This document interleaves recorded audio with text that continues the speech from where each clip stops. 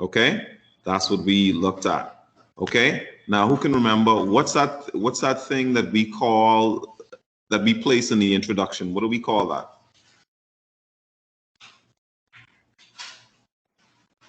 Our thesis statement. Yes. Even though that first person sounded like they weren't sure the thesis statement. All right. But yes, you put the thesis statement in the introduction. Now, who can remember some ways that you can introduce your topic in an expository essay?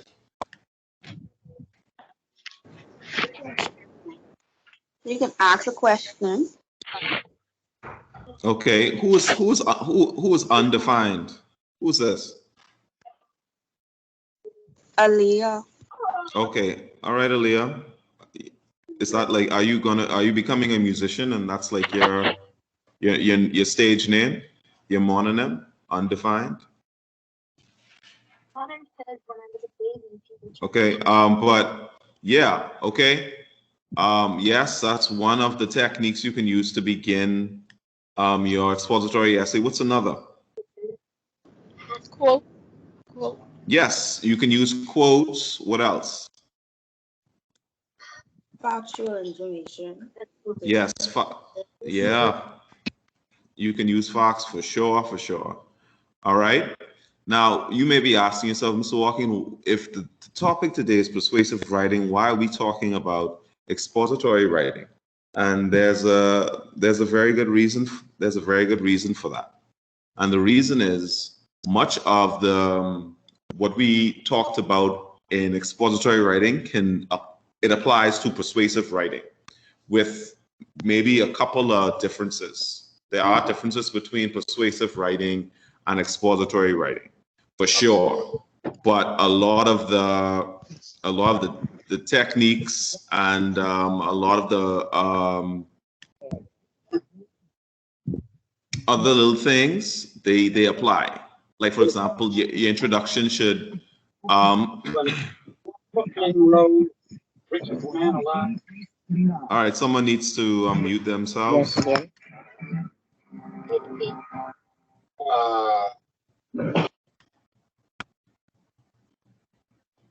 Okay, yeah, so as I was saying, they're similar, but there are definitely some differences because both essays have a thesis statement. Both essays have introductions where you should use certain introductory techniques.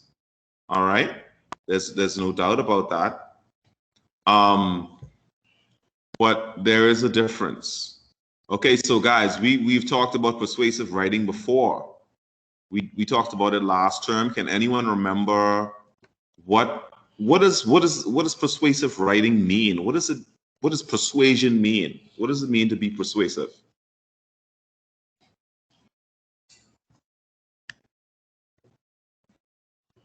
To convince. Yes, to convince. Now, guys, 2022 is coming up, and that means it's what season? It's going to be what season? Election. Yes, it's because people are campaigning now. Like in your neighborhoods, you probably see some yellow shirts, some red shirts, some green shirts, and some other shirts that you don't recognize, right? Am I right or am I wrong? You're right. Yeah. Now I know some of them you'll be like, boy, Mr. Walking, my daddy and my mommy say if they come in the yard, they could poison them with rock or boil sour, right? But you shouldn't do that. That's wrong. Okay? But yes, all right. And what they will be trying to do, what these campaigners do, what are they trying to do when they come to your house?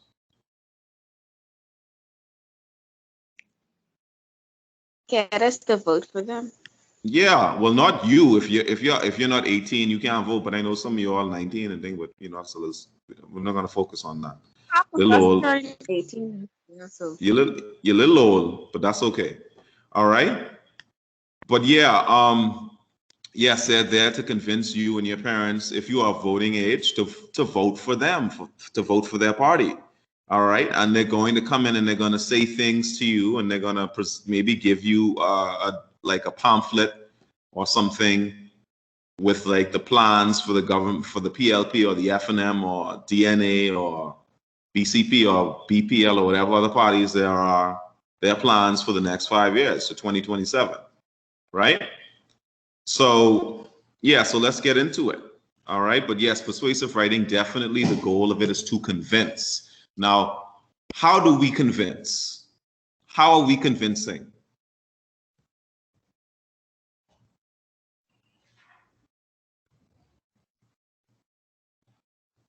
That wasn't rhetorical. Like that was an actual question.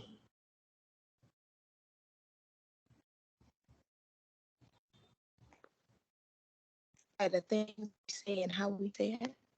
Yes, how, oh, I like that. How we say it, right? Because listen, if someone approaches you, like, listen, man, things are really, guys, you know, things are really tough in the Bahamas right now. And you may have situations where people approach you, they want to ask you for money or they're like asking you for a service, right? And if they come to you and say, look here, boy, boss, man, like, waste up mouth for me, boy. See what I saying? They come to you like that. How will you feel? Will you be like, sure, sir. Would you like a 5 or a 10?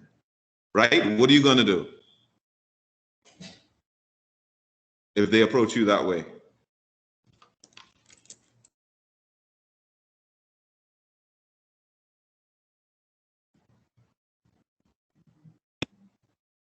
Come on, guys. You would be willing to give it to them, or would you look at them a little cross-eyed, or what?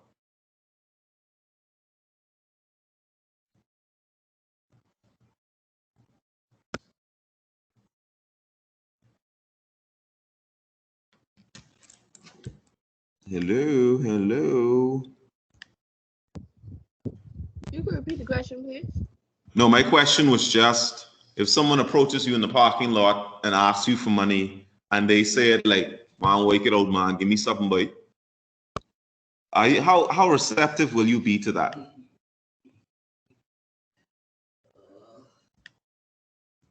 Would you be like, sure? I wouldn't give Why wouldn't you give it to them? because of the way they said it.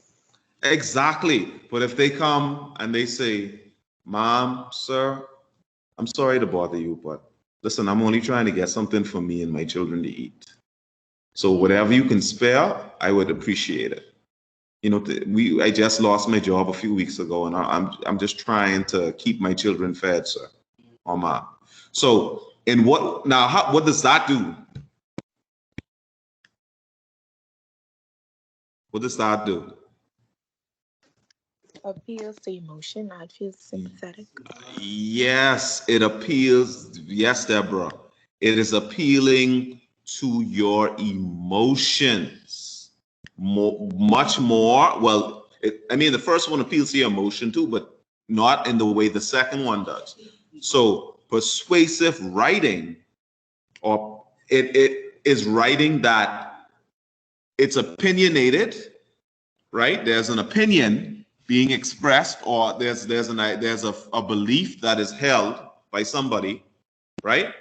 And they are using emotional arguments and appeals mixed in with facts and statistics to make a convincing argument, or to convince others that their view is the view to have, right? By using emotional appeals, by appealing to your feelings, your heart, your soul, but also backing it up or including in that mixture, all right? Or including in the mix, logic, facts, statistics.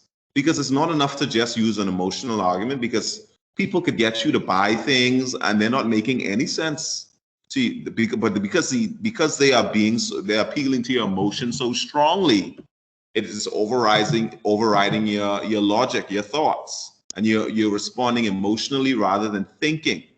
But when you're presenting a persuasive essay, or when you're writing persuasively, your goal is not just to be appeal to emotions. That's a big part of it, but also you have to back up what you are saying with logic, with facts, with things that can be proven. All right, you guys get me? Yes, sir. You get what I'm saying? All right. So all right, so we'll move on. I'm still trying to call people. All right, here are objectives. 1, by activating prior knowledge, students will be able to accurately recall the definition of persuasive writing. We did that. 2, after a teacher-led discussion, students will be able to identify common persuasive techniques that are often employed by writers. And 3, after viewing several exemplar thesis statements, persuasive thesis statements, I don't know about several, but maybe a couple, right? Students will be able to produce a persuasive thesis statement based on one of the provided prompts.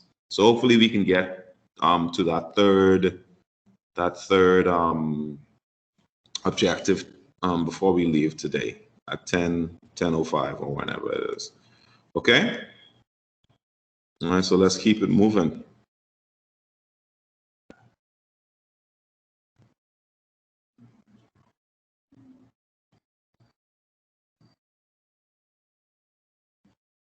What is persuasion? Okay, we kind of were getting at that with some of your responses. Persuasion is considered a call to action or seeks to change an opinion or belief, like argumentation. But persuasion is a call to action that is based on appealing to emotion and feeling mixed with logic, facts, and statistics. Okay? And I cannot emphasize enough, students, that it's not just about making an emotional argument, making people feel sad or making them want to cry or making them feel empathy or happiness or fear. Okay, because all of those are appealing to emotions. It's also about backing up what you say with logic. All right? For example, there are people that believe the coronavirus is not real. It's not real. Mr. Walking, I don't believe in it. Right? And what they may have heard is they may have heard people saying that it's not real, that it's made up, and the people that are dying are not actually, they didn't die from it, they died from something else, but they're just putting it on there.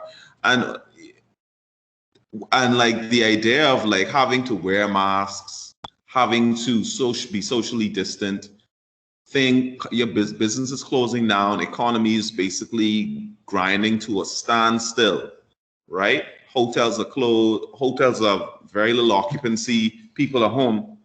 So when you say that corona isn't real, and there are people that are suffering from the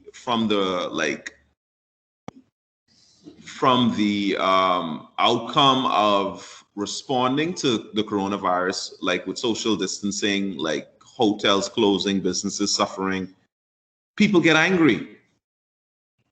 And people want to believe that it's a conspiracy, that the government is lying to them. But is there necessarily evidence presented by this person? Or are they simply appealing to your fear? Are they appealing to your anger? Right? Okay, well, I don't know why that happened. I don't know, like I can't see, like my screen went black. Can you still see something on your side?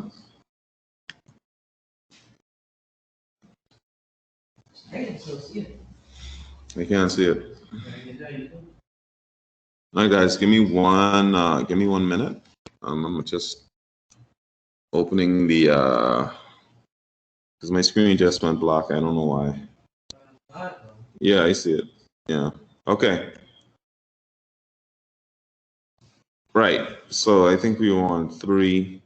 All right. Now, persuasive writing. Obviously, persuasive writing is the type of writing in which you argue a point of view, expressing your opinions about an important issue or statement that is presented to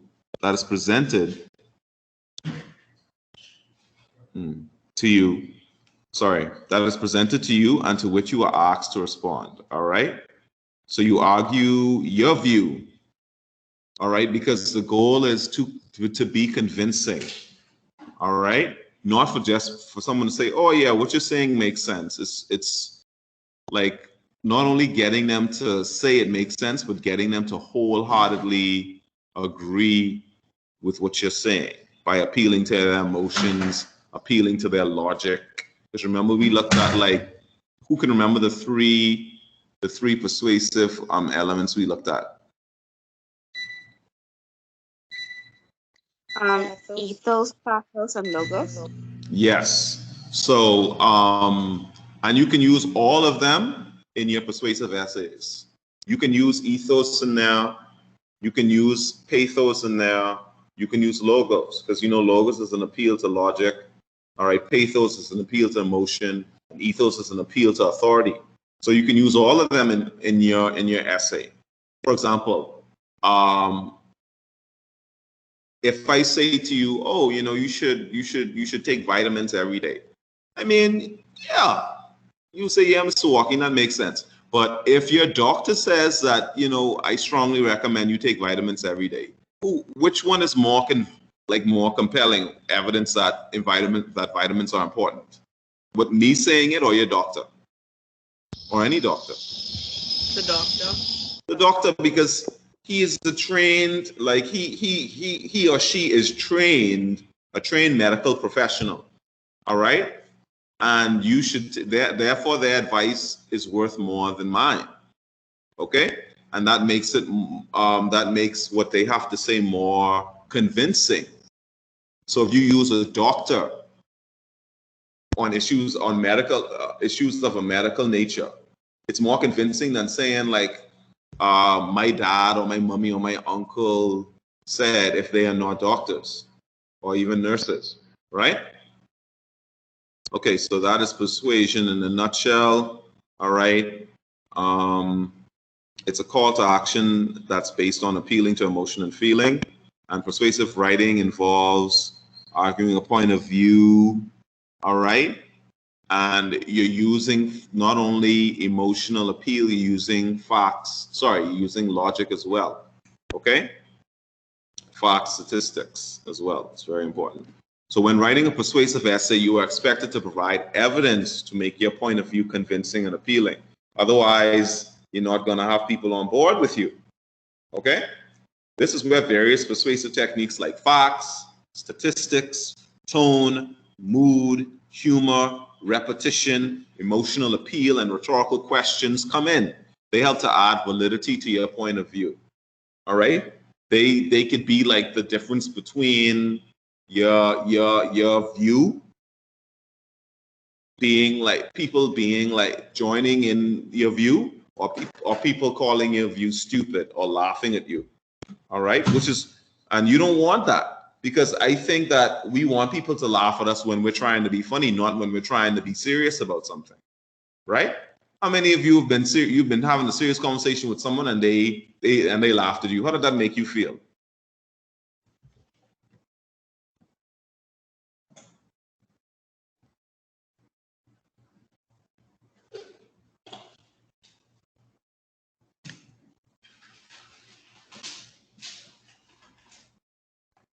How did that make you feel, guys, when you said something, you were having a serious conversation, you were like talking about something serious and someone laughed? Anxious. Anxious? Bad. Okay. I would say, okay, I would wonder if the person was taking me for one of these, right? A clown. Am I here to amuse you? All right. No, I'm not. All right. So we want to be funny when we intend to be funny, but when we're being serious, we want to be taken seriously. So you have to make sure that when you write or plan your essay, that the way you are like presenting it is not only persuasive but logical as well, so that people will have a difficult time challenging what you have said. But see, that's it. You want to make sure that your views cannot be challenged, or if they are challenged, whatever the person says in opposition to what you have said is almost insignificant. All right. Okay, so yeah, keep these techniques in mind. Facts, all right, statistics, tone, mood, rhetorical. Oh, and rhetorical questions are like important, man. Like And for people, Deborah and Phoenicia can tell you because they've debated and they know how important rhetorical questions are, and how rhetorical questions can really make people that are against what you are saying look foolish, right?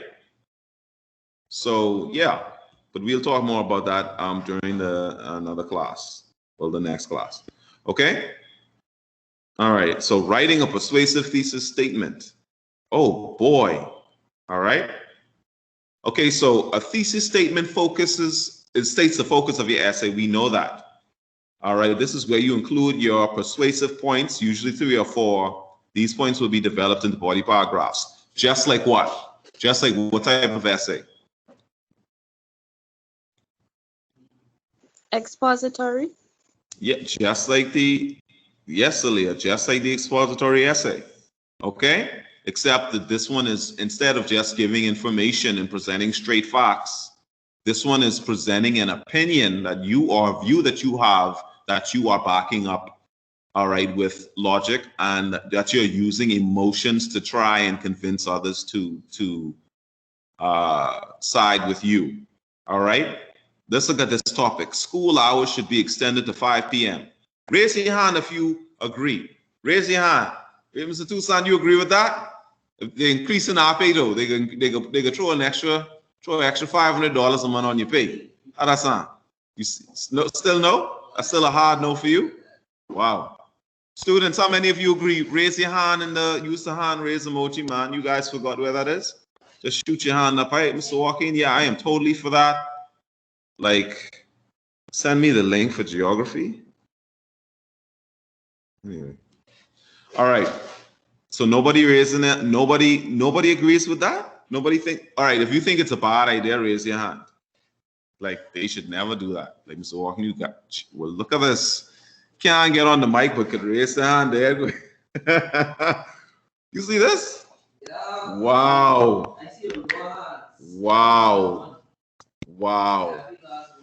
Jeez, we look like we break a record today because I saw 7 just now, but they put their hands down. Wow. Okay, but yeah, I know this is controversial, and listen, guys, a long time ago, this was actually being discussed, right? Tyreek says she feels like if school closes at 5, it should start later. So you think school should start at 11 o'clock then? School should be start at 11 o'clock and end at 5. Let's do something about that. Still no way. Still a hard no. Wow. I feel like it's gonna be a no because when time changes, sometimes when it's 5 o'clock, it's already dark. That is true. Like before the recent time change, when we in fall, yes, by 5:45 it's usually dark. Yes. All right. Tyreek says it sounds good to her because Tyreek, I guess you'd like to wake up at 10 a.m., 10:30, and then head to school. I guess. All right, but let's look at the thesis statement here being presented here for this topic, right? School hours should be extended to 5 p.m. All right, guys, you remember Darrell Miller when he had a show on ZNS? He was live and provocative. I have some provocative topics here, man. Trust me, it's gonna be like, oh, Mr. Joaquin, oh, you trying to send for somebody? You trying to send for us, right? With some of these topics, but you'll see. Okay, example. Could someone read that thesis for me, please? That thesis statement.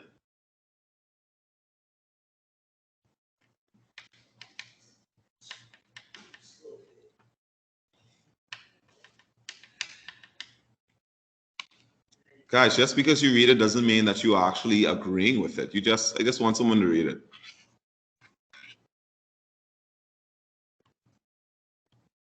No volunteers? Okay, I'll read it. Okay. All right. Example of this is a persuasive thesis statement based on the topic, should school hours be extended to 5 p.m. Example, I fervently / vehemently / strongly / passionately / wholeheartedly agree. Now, students, why do I have like 5 different adverbs there?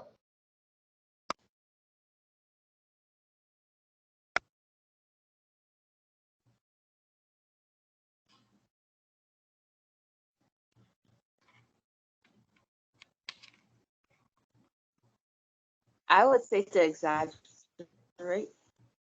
Yeah, well, I mean, now when you write your thesis statement, you should never do what I've done here. Like, notice that I don't have commas. I actually have lines dividing these words. All right, so no, it's not there to sell it or for emphasis. It's that this is just there. I just have the 5 of them there to show you that these are just a few that you have to use in an adverb like this when you are expressing your belief, because you want to seem convinced, you want to seem resolute in your belief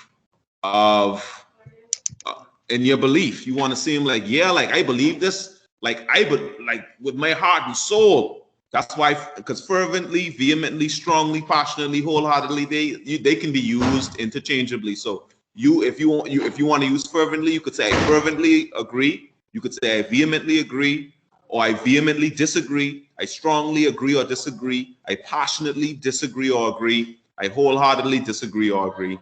That school hours should be extended to 5 o'clock because many students can benefit from the extra hours academically. Extracurricular activities can be blended into the school day, and additional vocational programs can be offered throughout the day. So guys, how many points do I have in my thesis there? I bet you all think I'm making sense now with this though. This has potential. How many points do you guys see?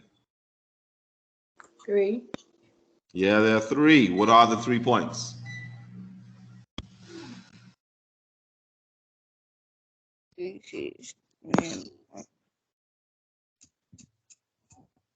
That's Marvin. They can benefit from the extra hours academically, curricular activities, and additional vocational programs offered throughout the year. Yes. No, but students, honestly, think about this, right? Think about when we were in normal times, how many students, they wouldn't get home until 7, 8 o'clock because they had basketball practice or soccer practice in the afternoon.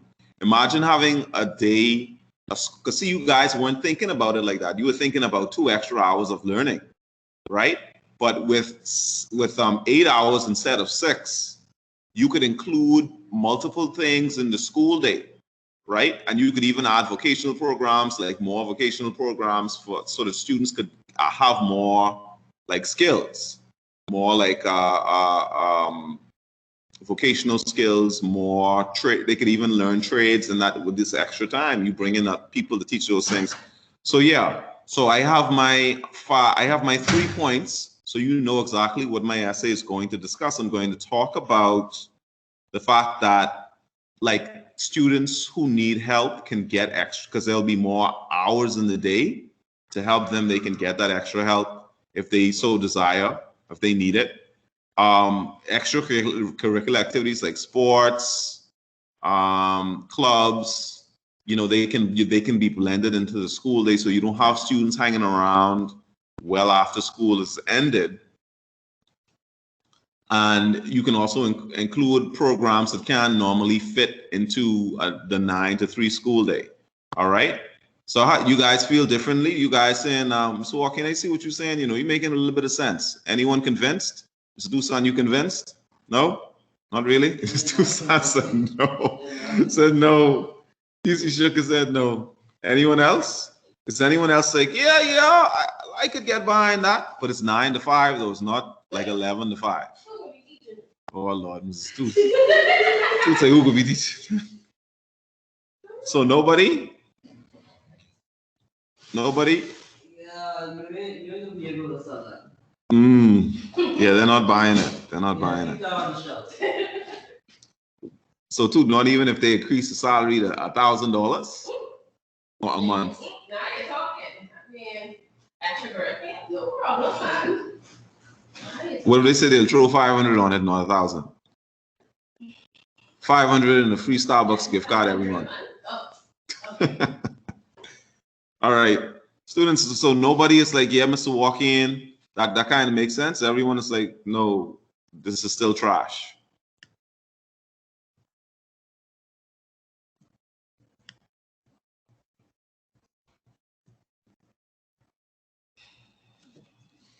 Oh, guys, come on, man. Anyway, all right, so I'll keep it moving. It's clearly what I need to do. All right. So that was my thesis there. Okay, so we have to talk about this. Considering the pros and cons. Okay? Before you even begin writing your essay, you must consider both sides of the argument. And that's important. Okay? Anyone know why that's important? Why is that important? Why do you think that's important to look at both sides? Because you can have an opinion about something, but why is it important to look at the opinion of others when it comes to a particular idea or subject? Anybody want to guess?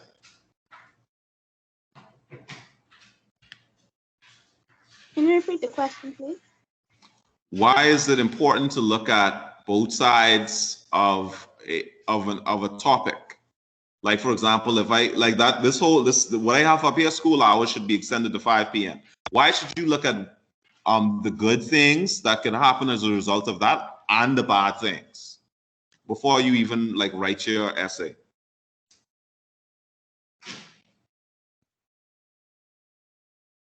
Because that's just the reality of it all. And just so you won't be just allow different views and opinions about it. Okay. Yes, Deborah, and yes, Waynika. You need to do that to understand the whole thing. And see, your essay will be more convincing if you've considered more than just your side. Right? Because if you consider the pros and the cons, that means you can include something called a counter argument, which is where you include an argument or a couple of arguments or what someone who disagrees with you may have to say, and then in that counter argument, all right, you include the argument of someone else, and then you counter it, you refute it, you rebut the argument, and you say it's stupid or this doesn't make sense because, or you shouldn't be worried about this because la la re re. All right, considering the pros and cons. Before you even begin writing your essay, you must consider both sides of the argument. You should not just think about points that support the view you are trying to convince others to share or the belief you have about a certain idea or topic. When planning a persuasive essay, write down points that can be used for and against your opinion or views. All right, so you should have something that looks like this table right here, for and against. You need to write down points based on whatever that topic may be. All right, so let's get to the final slide. Well, sorry, the penultimate slide. Okay, so this is the counter argument. We're going to briefly talk about this because we're not getting, I don't expect you to write a counter argument today because you're not writing an essay today. The reason you look at both sides of a topic is so that you can fortify the convincingness of your argument. A counter argument is an argument opposed to your thesis, a part of your thesis, or a part of your thesis. It expresses the view of a person who disagrees with your position. It is meant to help refute the person who disagrees with your position. This is proof that considering both sides of a topic can help you win people over by making the opposition look foolish. Your opposition. The counter argument paragraph is usually placed just before the conclusion after you would have made your case. So let's say the first 3 paragraphs of the body would be your argument, the points that you're making, the emotional appeals, the facts, to try and convince your reader to agree with you. And the counter argument is another big thing that separates an expository essay from a persuasive essay, because an expository essay doesn't have a counter argument. The goal of expository essay is not to convince, but to explain. All right. Now, even though they have some similarities, like we pointed out earlier, thesis statements, and you can use some of the same techniques in persuasive essay that you use in expository essay, especially in the introduction. They differ greatly when it comes to the counter argument and their purposes, their respective purposes. Okay, so the counter argument, like I said, is usually placed just before the conclusion, the concluding paragraph. And refute simply means to prove that something is wrong or false, or to disprove something. All right. So let's look at some topics now. Now, this is the assignment. All right. Write. I know the writing is kind of fine, so you may have to zoom in if you can. Write an accurate thesis statement like the one above. Now, the thesis statement above would be referencing the one we talked about with school hours should be extended to 5 p.m. So I need someone to actually screenshot this and put it in the group so they can go back to the example of the thesis so you guys can work on that thesis with the time we have left in the lesson. All right, which is not a lot. Okay, so these are practice topics and they're interesting. Okay, write an accurate thesis statement on one of this. Well, it should be 7 topics. I added one this morning because, guys, I was rushing trying to get this done this morning, right? Because I didn't realize I had you guys first. Okay, so practice persuasive topics. These are just so these are the topics we'll be looking at. They may not be the permanent topics you work from, but I may end up letting them be permanent, not practice. It's 1, is capital punishment an effective deterrent to violent crime? 2, should parents be fined for the crimes of their underage children? 3, are professional athletes paid too much? 4, racism is no longer a major problem in America. Do you agree with this statement? Give reasons for your answer. 5, gay couples should be allowed to adopt children. Do you agree or disagree? 6, are stricter gun laws the key to reducing gun violence? And 7, students who have not been regularly attending school virtually or face-to-face should be made to repeat. Yes. Do you agree or disagree with this statement? Yes. Give reasons for your answer. I told you, live and provocative.